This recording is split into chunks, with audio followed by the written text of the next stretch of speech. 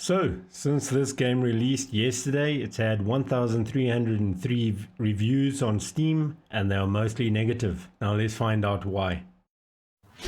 We've got the obvious reasons why this game is not doing well. The fact that the game itself is not a great game. The fact that there was very little hype around the game from the company's side to start with. And then you've got the fact that the competition in the genre is very strong with games like Fishing Planet, Russian Fishing Simulator, and Ultimate Fishing Simulator 2. And then you've got the fact that none of the videos actually showed that this game would be something special. It was just another Call of the Wild game. There was nothing that stood out.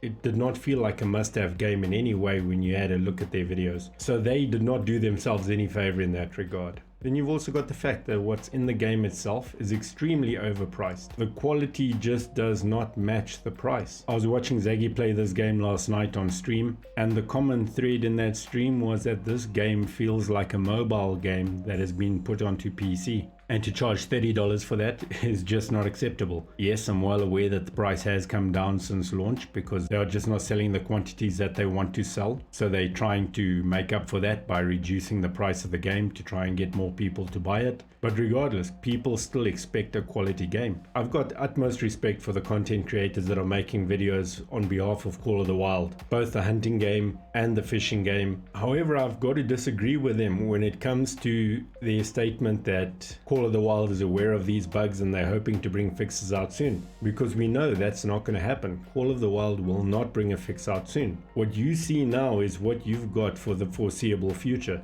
Then you get into the fact that the company behind the game, Expansive Worlds, has got a history of alienating the community, repeatedly put out DLCs that end up breaking the game, and then taking months, if not years, to fix what they broke. So there's a lack of faith from the community at the end of the day. They're also renowned for not listening to the community. When the community feels that something is required in the game, then they just ignore them. If you couple that with the fact that every DLC that they've released since SRP has been vastly overrated, and I include Reventuli in that. Now I know Reventuli is very popular with a lot of people. However, Reventuli is not a fantastic map. It's just the best that we've gotten recently. It is far from a fantastic map. If you look at their previous maps, Leighton Lakes, Yukon, even Hirschfelden, where should we be now if they built on that? But in the meantime, we've got absolute tripe like Varonga, Mississippi, and Rancho de la Roe. And with a history like that, the community just do not trust them anymore. Then if you take into account the fact that whenever you've got a grievance about the game and you go into one of their live streams, you either get ignored or you get told that if you don't like it, then why did you buy it? Or you just get banned by one of the mods, like what's happened to a bunch of the people in the community. If you treat the community that way, they will stop listening to your false promises and they will stop buying what you produce. In closing, I just want to point out that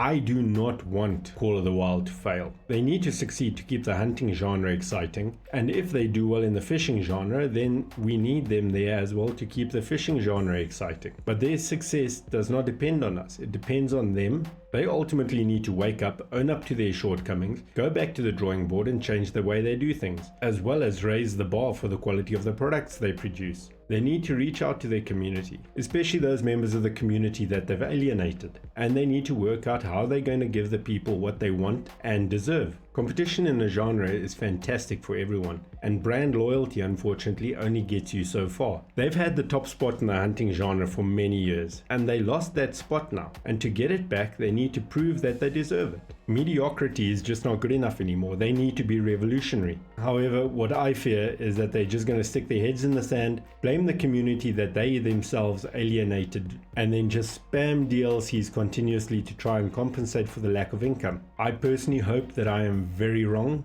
but I don't think I am. But folks, that is my take. Let me know down in the comments what you think about it. Thank you so much for watching, and I'll catch you in tomorrow's video. We've got something really interesting to talk about when it comes to ultimate hunting.